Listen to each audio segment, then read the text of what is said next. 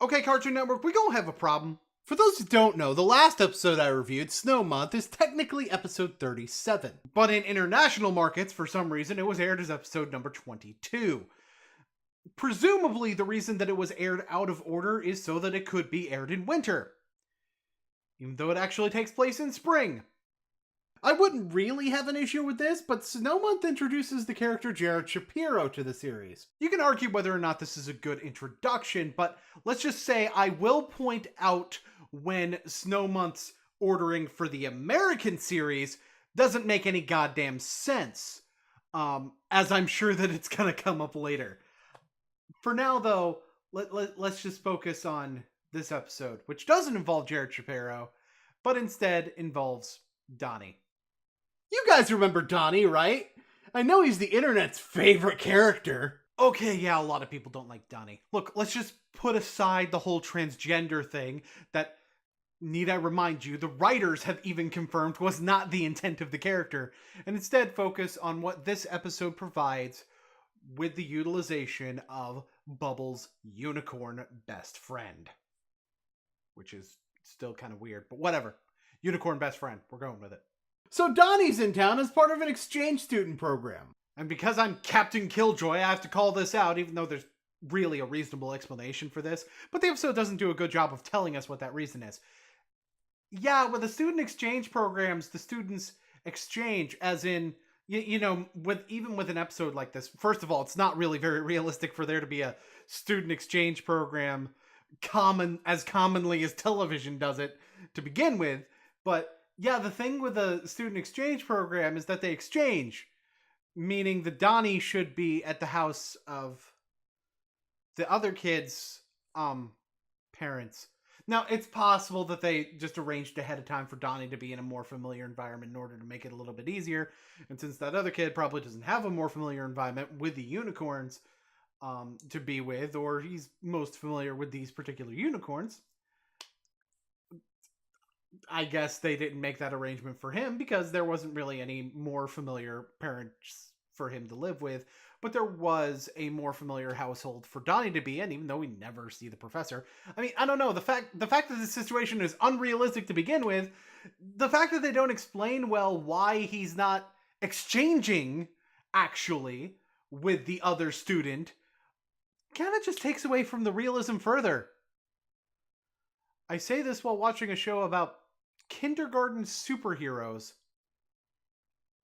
and their best friend unicorn. Yeah, I have no life. Buttercup brings up how mundane most of the uses of unicorn magic are throughout the episode. And it does build to a couple of decent punchlines later in the episode, but let's just say this first use of it isn't really that great. I mean, she complains about Donnie's mom giving her a list of allergies with magic instead of writing it down, even though she technically did. She just wrote it with magic. I mean, she's got a point that a commemorative spoon is kind of a waste, but the list? Yeah, you have it in writing anyway. Stop complaining. So Bubbles and Donnie go to their separate classes. And yeah, I have another continuity issue, and it's not really the fault of this episode, but I just can't believe I didn't notice it until now. Painbow is the only episode of the show thus far where the girls are shown to have separate classes. And this episode has dialogue that indicates that they have the same class. That episode also appears to take place in an entirely different school. And then I thought about the first episode that I can confirm taking place in this particular school. I suddenly want to stop talking about this subject now. After school, we find out that Donnie has a new friend named Chelsea, which is kind of where Bubbles' usual brattiness in this series finally comes into play in this episode. I was kind of wondering where it was. She winds up really bothered that Donnie did things during the day with Chelsea. But if Chelsea's cool, then what the fuck was he supposed to do? I mean, the issue isn't even that he was doing this with another person. The issue was that he was doing it without you, and yeah, I guess maybe. But at the same time, you guys were in different classes. What was he supposed to do? Like, cut class with another person to go see you? Isn't that breaking rules? Isn't that something that the girls are against? You know, Bubbles, if I didn't know any better, I would say that right now you're acting like some sort of crazy, jealous, significant other. But, that might be a bit much. Oh. She totally is. Well, never mind then. Okay, to be fair, Bubbles winds up with a couple of good reasons to be jealous here. First one is that Donnie blows off Bubbles in order to go get ice cream with Chelsea, even though it would have been really easy to include Bubbles in this. Like, seriously, you want to come with us. That's it. That's all you gotta do. And yes, the show does point out that Donnie's at fault for leaving Bubbles a second fiddle for most of this in the end. So I think the writers at this point are getting more comfortable with writing a self-centered version of Bubbles, to where she's actually more justified in her self-centered behavior. Now, if they could just write Buttercup to not be a massive butter cunt, we'd be in business. The girls go to meet Chelsea at an ice cream place, and Buttercup complains about the magic use again. And, you know, we have no reason to think that there's any kind of limitation on the use of this magic, considering how casually the unicorns use it for everyday tasks.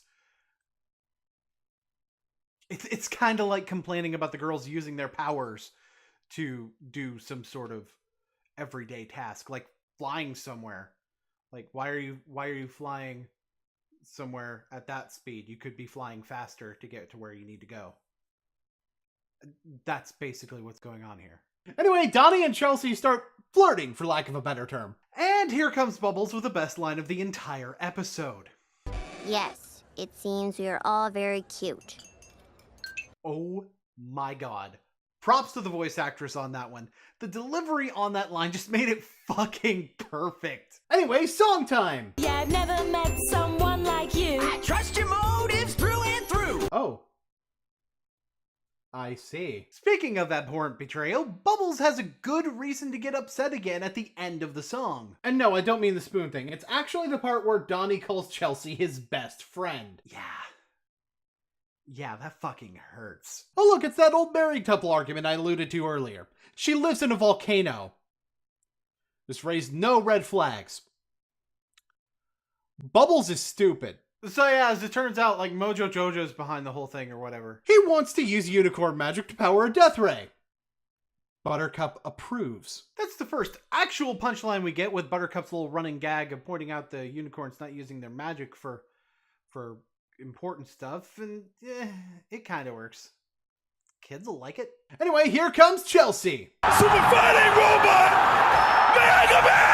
See, that's why you never trust someone with blue hair. So Chelsea kicks the fuck out of the other two girls, and Bubbles frees Donnie. This final thing they do with the spoon reflecting the attack back at her to save the day, and then run into the Death Ray, and Death Ray shooting Mojo.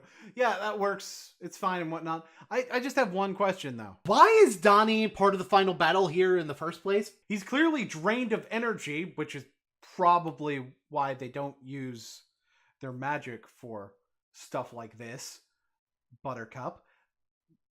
So really, he should be off in the corner or something, recovering while Bubbles saves him. You could pretty much have this exact same scene, but have Donnie laying down in the background and my problems go away. But at least we end with the apologies from both sides for what they legitimately did wrong in this episode, as I stated earlier. Oh, Buttercup gets that last joke in when she complains about the bus tickets, and it's freaking brilliant! This episode was okay. I mean, there were some writing problems, and I feel like the places where they kind of used humor to override logic weren't really worth it, because the humor that they used to override that logic wasn't really that funny in most of the cases. I think the biggest point where they were sloppy was kind of with the way that they used Buttercup during this episode, and Blossom barely got a word in, but she was somewhat important. She was more playing the role of the level-headed one, which is very good for her to play when she's more of a background character in an episode like this. It's not bad enough for me to hate, really, but it's not good enough for me to love.